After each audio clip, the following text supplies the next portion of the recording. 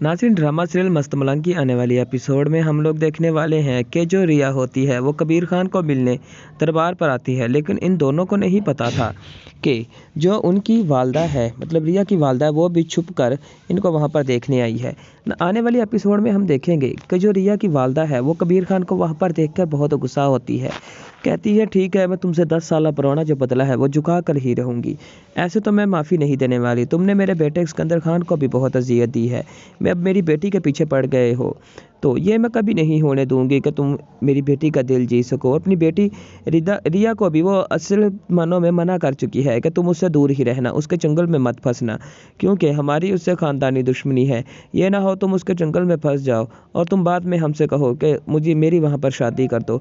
आने वाली एपिसोड में सख्ती से मना करेगी रिदा की वालदा रिदा को कि कबीर खान के साथ कोई रब्ता नहीं करना, लेकिन फिर भी रिदा है वो किसी न किसी बहाने पर कबीर खान को अब कॉल करने लग ही पड़ी है।